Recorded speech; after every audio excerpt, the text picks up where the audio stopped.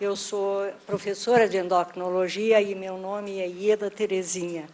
Sou professora adjunta, associada da disciplina de endocrinologia da Escola Paulista de Medicina e sou chefe do laboratório de esteroides. Eu gostaria de relembrar tecnicamente, inicialmente, que a anencefalia é o não fechamento da parte cefálica do tubo neural. Desculpem. Então, como já foi dito anteriormente, no contínuo que é a gestação humana, existe, desde a formação do zigoto, um período onde passa a se formar o encéfalo, e nessa situação é possível fazer a suposição da anencefalia. Embora, como nós podemos ver a seguir, independente dessa malformação, o encaminhamento dessa malformação só será detectado ao final do primeiro trimestre da gestação. A anencefalia tem uma prevalência alta, 1 para 1.000 nascidos, e é 4 vezes maior no sexo feminino.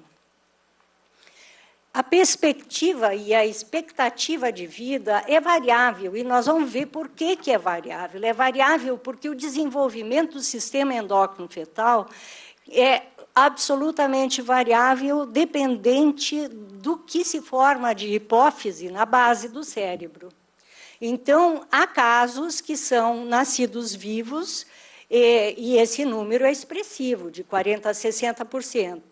Se bem que, após o nascimento, somente 8% sobrevive por algum tempo.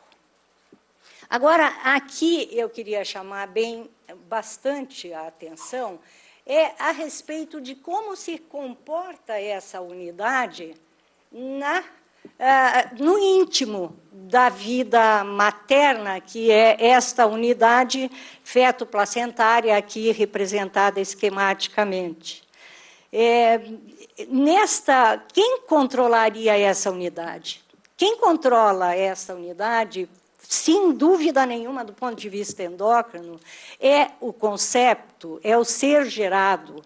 O ser gerado, ele é capaz de produzir mensageiros hormonais que afetam o processo metabólico, o fluxo sanguíneo e até a diferenciação sexual. Essa unidade aqui representada nesta figura, onde o vermelho representa sangue da mãe e do feto, e a parte interna, a produção pelo embrião, nós constatamos, de uma forma esquemática, a produção hormonal importante que parte do feto neste sistema que é a unidade feto-placentária, onde aqui também esquematicamente representada, dá para se constatar que o compartimento materno, mais à direita, contribui com precursores que vão ser elaborados pela adrenal do feto. Essa adrenal do feto, ela responderá basicamente na dependência do desenvolvimento da hipófise, que é a glândula que a coordena, que está na base do cérebro. E esses precursores hormonais, esses hormônios que são lançados, são os hormônios da gravidez. Então, essa unidade endócrina funciona desde o início da concepção e torna-se muito evidente a partir da placentação, onde a progesterona é produzida. Progesterona é importantíssima para a imunidade, para a autoimunidade, fazendo com que esse ser estranho à mãe não seja colocado, não seja eliminado por ser um ser estranho, e produz corticosteroides, que são os esteroides que vão acompanhá-lo no parto e, se forem falhos, como na maioria das vezes levam à morte do feto. Aqui é uma representação da parte dos estrogênios, que são os hormônios que são lançados pelo feto e que são detectados e que mostram isso.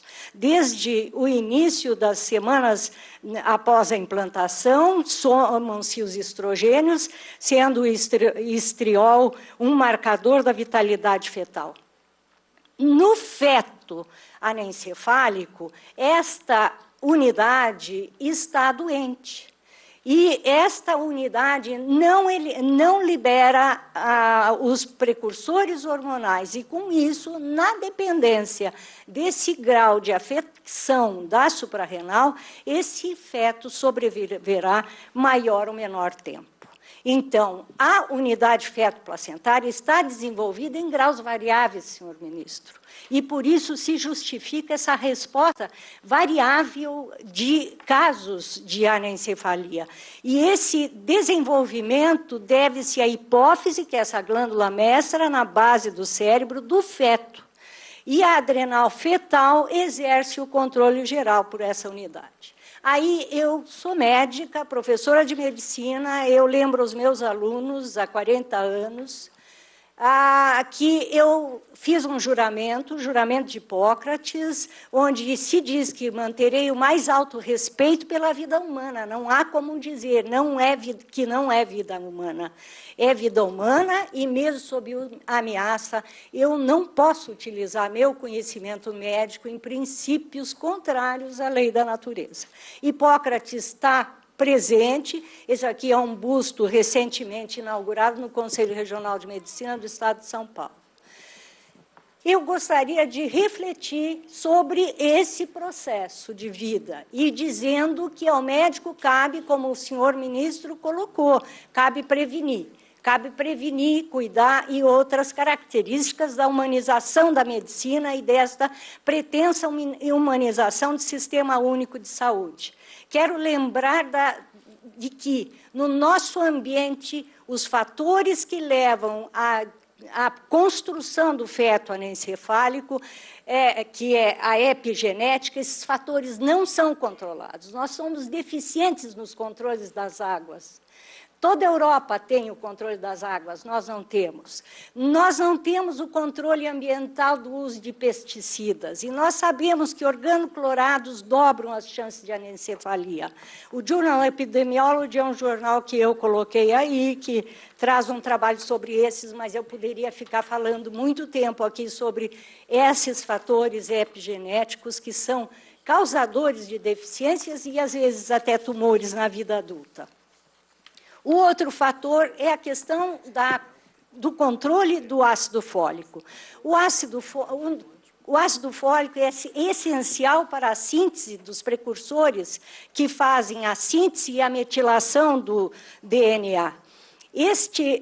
Na realidade, esse fator essencial foi tentado pelo Ministério da Saúde, mas sabe-se que esse processo que iniciou em anos recentes ainda não está completamente avaliado e precisa de sua fiscalização e de sua avaliação epidemiológica. É preciso ter um desenho epidemiológico, como houve nos Estados Unidos, como houve em alguns países da Europa Oriental, porque é preciso que essa avaliação seja feita, porque recentemente tem sido dito que este procedimento no Brasil não foi eficaz. Não foi eficaz porque não teve o planejamento científico que deveria ter sido feito, nem o segmento desse processo de avaliação de pesquisa sobre a sua utilização. Eu queria lembrar, terminando, que o risco de avaliar o ser humano só pela sua eficiência é um risco a ser pensado, citando um colega do Centro de Bioética, da Câmara Técnica de Bioética, que eu faço parte, do Conselho Regional de Medicina de São Paulo. As imperfeições seriam intoleráveis e, na intolerância diante do imperfeito, perderíamos a capacidade de amar. Isso diminui o ser humano. Eu gostaria de lembrar, eu tenho casos, recentemente, eu lido com uma criança que tem uma anomalia do desenvolvimento sexual e é proveniente de uma nação indígena. Essa criança foi retirada pela avó, que não é da nação indígena, porque a mãe quis tirar seu olho porque era vesgo e quis matá-lo porque ele tinha esse defeito do desenvolvimento sexual. Não voltemos à barbárie, não voltemos às nações indígenas. Eu acho que amar é uma citação muito importante.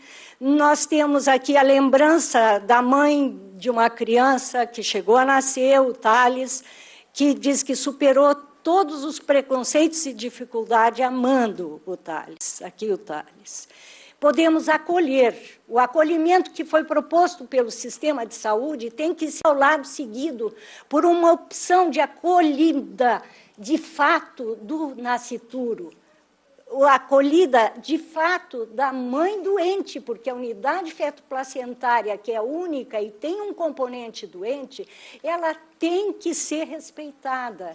E essa criança, se tiver uma afecção muito permanente, vai morrer no momento do parto. Esse momento é importante.